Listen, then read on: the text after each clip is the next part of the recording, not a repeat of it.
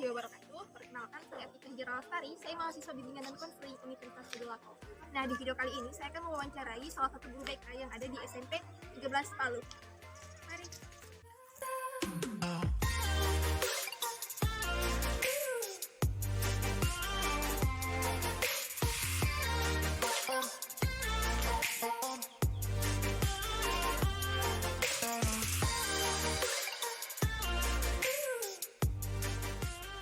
Assalamualaikum Ibu. Waalaikumsalam warahmatullahi wabarakatuh.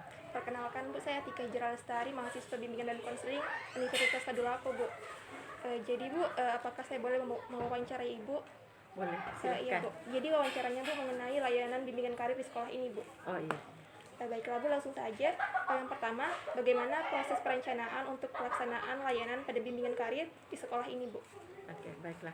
Jadi perencanaan untuk pelaksanaan layanan pada bidang bimbingan karir di SMP 13 itu, jadi program bimbingan dan konseling di sekolah ini yang pertama adalah disusun berdasarkan kebutuhan peserta didik atau konseli dan kebutuhan sekolah itu sendiri. Dalam perencanaan program bimbingan dan konseling itu terdapat dua tahapan. Nah, yang pertama adalah tahap persiapan atau preparing, terdiri dari melakukan asesmen kebutuhan. Jadi di SMP 13 ini kita memakai asesmen kebutuhan adalah IKMS atau identifikasi kebutuhan dan masalah siswa. Yang kedua adalah aktivitas untuk mendapatkan dukungan dan unsur lingkungan sekolah. Yang ketiga adalah menetapkan dasar perencanaan layanan. Yang kedua adalah tahap perencanaan atau desain. Dalam perencanaan program ini terdiri atas yang pertama adalah menyusun program tahunan dan menyusun program semester. Oh iya Bu. Ibu, apakah ada kendala yang dihadapi dalam penyusunan perencanaan BK karir Ibu? Baiklah. Dalam penyusunan perencanaan BK karir di SMP 13, alhamdulillah tidak mengalami banyak kendala, karena dalam penyusunan perencanaan BK karir itu sendiri kami menggunakan panduan operasional penyelenggaraan bimbingan dan konseling atau POP yang merupakan panduan di bawah naungan Permendikbud nomor 111 tahun 2014 sebagai rujukan operasional dalam penyusunan program dan penyelenggaraan bimbingan dan konseling di sekolah. Oh iya Bu.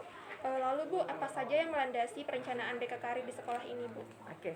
Jadi yang melandasi perencanaan karir di sekolah, jadi berdasarkan landasan teori dari Dewa Ketut Soekardi, dasar-dasar atau pokok pikiran yang melandasi bimbingan dan konseling di sekolah adalah yang pertama, perkembangan anak didik itu sendiri yang menuntut untuk kemampuan melaksanakan tugas-tugas perkembangannya. Kemudian yang kedua adalah bahwa sebagian besar hidup manusia itu berlangsung dalam dunia kerja. Yang ketiga adalah bimbingan karir diperlukan agar menghasilkan tenaga pembangunan yang cukup dan terampil dalam melakukan pekerjaan untuk pembangunan. Yang keempat adalah bimbingan karir diperlukan didasarkan bahwa setiap pekerjaan atau jabatan itu dituntut adanya persyaratan tertentu. Kemudian yang kelima adalah bimbingan karir dilaksanakan di sekolah atas dasar kompleksitas masyarakat dan dunia kerja. Selanjutnya adalah manusia mampu berpikir secara rasional. Yang selanjutnya, yang ketujuh adalah bimbingan karir dilandaskan pada nilai-nilai dan norma-norma yang tercakup dalam falsafah Pancasila. Dan yang terakhir adalah bimbingan karir menjunjung tinggi nilai-nilai martabat manusia baik sebagai individu maupun sebagai anggota masyarakat. Oh iya Bu. Jadi Bu, seperti apa pencarian data yang dilakukan oleh Ibu untuk mengetahui program apa saja yang akan dibuatkan Bu? Oke. Jadi seperti saya sampaikan tadi bahwa kita menggunakan IKMS. Jadi dalam melakukan asesmen kebutuhan itu merupakan kegiatan yang utama dalam penyusunan program itu sendiri. Jadi kegiatan itu bertujuan untuk menemukan kondisi peserta didik yang akan dijadikan dasar dalam merencanakan program bimbingan dan konseling. Langkah-langkah asesmen itu sendiri meliputi yang pertama adalah mengidentifikasi data yang dibutuhkan untuk penyusunan program layanan. Langkah-langkah awal dalam asesmen kebutuhan, adalah menentukan data yang akan diukur atau diungkap untuk kepentingan penyusunan program layanan bimbingan dan konseling. Data yang perlu diungkap antara lain yaitu data tentang tugas-tugas perkembangan siswa, permasalahan dan prestasi peserta didik itu sendiri. Kemudian langkah selanjutnya adalah memilih instrumen pengumpulan data sesuai kebutuhan. Jadi instrumen pengumpulan data yang dapat digunakan dalam asesmen kebutuhan ini kita gunakan IKMS itu tadi, yaitu identifikasi kebutuhan dan masalah siswa. Instrumen tersebut dipilih sesuai dengan kebutuhan kegiatan perencanaan program bimbingan dan konseling. Langkah selanjutnya adalah mengumpulkan, kemudian mengelola, terus menganalisis dan menginterpretasi dari data hasil asesmen tersebut. Dan pengumpulan data tersebut itu dilakukan dengan menggunakan instrumen yang telah dipilih tadi. Ya, Bu. Jadi Bu, apa saja yang harus diperhatikan dalam proses perencanaan BK Karir di SMP ini, Bu? Oke. Jadi hal yang paling penting yang kita dalam proses perencanaan karir di sekolah itu adalah yang pertama sekali adalah pemberian layanan karir di sekolah itu menggunakan metode dengan melihat kemampuan, bakat dan minat siswa itu sendiri. Itu adalah hal yang utama yang mesti kita perhatikan. Nah, Ibu, kita ke pertanyaan selanjutnya, Bu. Bagaimana sistem perorganisasian di BK dalam melaksanakan program layanan karir tersebut? Organisasi layanan bimbingan karir di sekolah itu mengacu kepada organisasi BK di sekolah. Karena bimbingan karir itu merupakan salah satu bidang layanan BK itu sendiri. Pada hakikatnya perkembangan siswa atau konselor itu merupakan satu kesatuan yang utuh yang tidak dapat dipisahkan dalam setiap diri individu dari siswa itu sendiri atau konselor itu. Lalu Bu, kapan kiranya waktu yang pas untuk guru BK membuat program BK, Bu? Okay. Jadi waktu yang paling pas untuk membuat program BK itu adalah setiap awal tahun ajaran. Jadi setiap tahun ajaran itu kita harus menyusun programnya. Iya, Bu. Jadi bagaimana langkah awal sebelum pelaksanaan layanan BK Karir, Bu? Sebelum diadakan penyusunan program bimbingan karir, hal yang terlebih dahulu yang dilakukan adalah yang pertama yaitu studi kelayakan, kemudian penyusunan program itu sendiri, penyediaan fasilitas dan pengorganisasian. Gitu. Nah, Ibu, apa saja sih faktor pendukung keberhasilan pada proses perencanaan pelaksanaan layanan pada bimbingan karir? Oke. Jadi yang faktor pokok yaitu adalah sehingga program itu bisa berjalan adalah tersedianya jadwal yang terstruktur dan sistematis bagi guru BK itu sendiri dalam memberikan bimbingan terhadap siswa, khususnya dalam pelayanan bimbingan karir. Jadi itu hal yang utama. Jadi kalau misalnya kita tidak terjadwal, berarti program yang akan kita jalankan itu otomatis tidak akan bisa jalan. Oh iya, Bu. Nah, Ibu, program layanan karir apa saja yang dirancang untuk siswa-siswi SMP ini, Bu? Oke. Jadi pelaksanaan program bimbingan karir di SMP ini berupa layanan informasi yang biasanya berupa ceramah atau bisa ceramah atau ada dari tokoh-tokoh tokoh-tokoh karir, kemudian membuat peta kerja, pemahaman dunia kerja kepada siswa.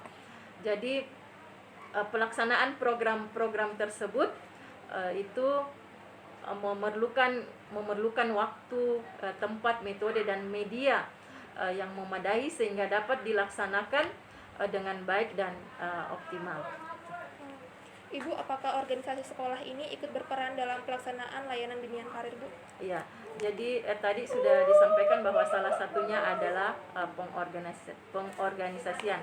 Karena pengorganisasian kegiatan bimbingan karir di sekolah itu memiliki peran penting memiliki peran penting dalam menunjang keberhasilan pelaksanaan bimbingan karir di sekolah. Hal-hal yang perlu diperhatikan dalam pengorganisasian layanan bimbingan karir agar dapat tercipta koordinasi yang baik adalah yang pertama, yaitu semua personil sekolah, baik mulai dari kepala sekolah, koordinator BK, guru BK itu sendiri, guru mata pelajaran, wali kelas, staf administrasi, itu dihimpun dalam satu wadah sehingga terwujud satu kesatuan cara bertindak dalam usaha membantu memberikan layanan bimbingan konseling. Yang kedua adalah mekanisme kerja itu sendiri. Jadi mekanisme kerjanya, pola kerjanya, kemudian prosedur kerja BK di sekolah yang harus tunggal sehingga siswa tidak menjadi kebingungan.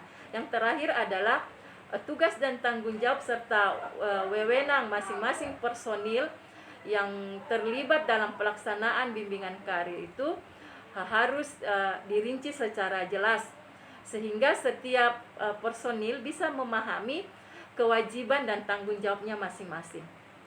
Kalau boleh tahu Bu, siapa saja yang terlibat dalam proses perencanaan pelayanan bimbingan karir Bu?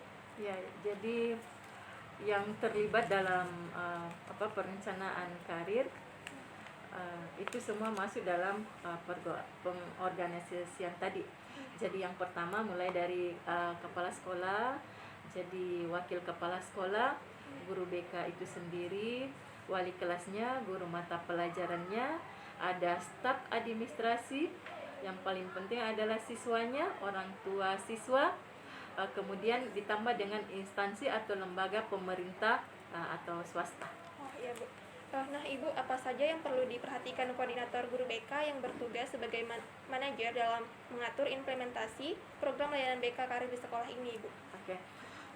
Koordinator BK adalah sebagai pelaksana utama yang mengkoordinir seluruh kegiatan yang terkait dalam pelaksanaan kegiatan bimbingan dan konseling di sekolah. Jadi bukan hanya program layanan bimbingan karir saja, tetapi koordinator BK itu mempunyai tugas dan tanggung jawab dan wewenang yang penuh dalam pelaksanaan program layanan bimbingan konseling di sekolah yang melibatkan guru pembimbing atau konselor itu sendiri dalam pelaksanaan bimbingan dan konseling. Ibu, apakah dalam pelaksanaan layanan bimbingan karir sudah sesuai dengan perencanaan awal Bu? Oke. Kalau ini menurut saya ya, dari program di SMP 13 ini yang saya jalankan, jadi dalam pelaksanaan layanan bimbingan karir itu sudah sesuai dengan perencanaan awal, karena sudah sesuai dilaksanakan sesuai dengan hasil asesmen dan dilaksanakan sesuai dengan jadwal yang sudah ditentukan dan ditetapkan oleh sekolah. Lalu Bu, siapakah yang berhak merevisi pelaksanaan layanan ini Bu? Ya. Jadi yang berhak merevisi layanan itu adalah guru bimbingan dan konseling itu sendiri, kemudian koordinator bimbingan dan konseling itu direvisi berdasarkan hasil evaluasi dan analisis pelaksanaan program bimbingan layanan dan konseling. Iya Bu. Lalu Bu, apakah program BK karir sudah berjalan dengan efektif Bu? Oke.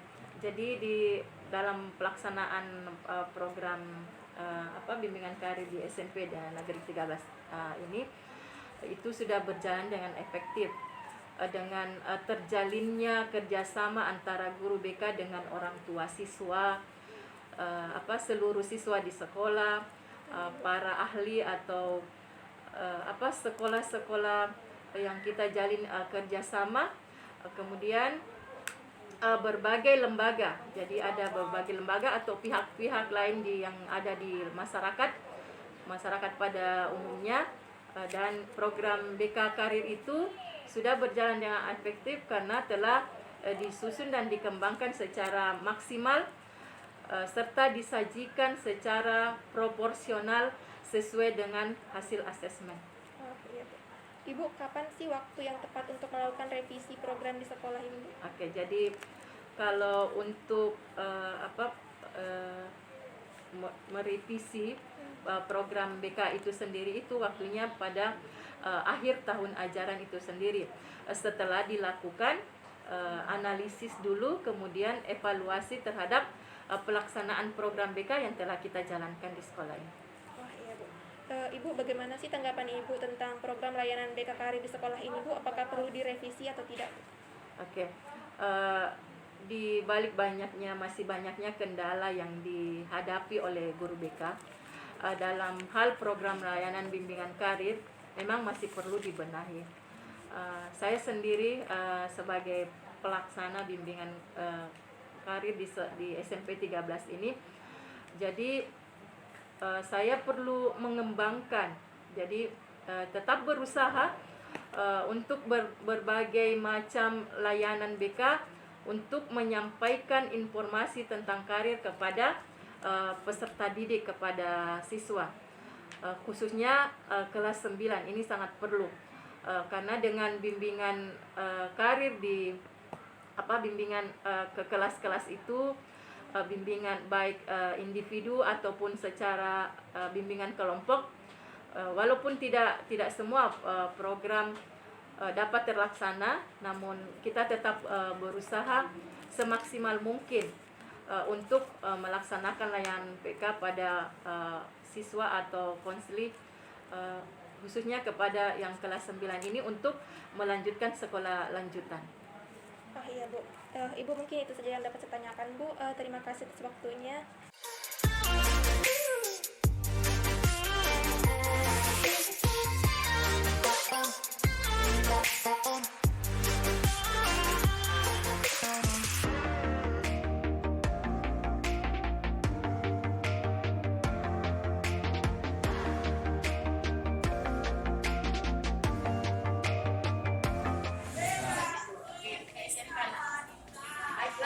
Ini ada beberapa roles untuk sekolah lanjutan. Jadi kalian bisa pilih beberapa sekolah lanjutan, dan besok itu ada sosialisasi desa dari SMK Yadika, kalau tidak salah itu SMK Yadika, kalau tidak salah ya maksudnya jurusannya kelautan atau pelayaran, kalau tidak salah. Nah, itu kalau SMK Yadika. Arnold ya, bisa coba-coba, yang paling ada bakat dan minatnya. Kalau tidak, kita boleh masuk ke sana. Jadi harus ada bakat dan minat untuk jurusan tersebut. Jadi di papan bimbingan kalian boleh lihat jurusan apa yang kalian akan pilih. Jadi ada sekolah Muhammadiyah, SMK Muhammadiyah, ada SMK Andala Silapalu, ada yang Nusantara, SMK Nusantara, dan ada SMK Amalia Palu. Jadi kalau itu khusus jurusan tata boga.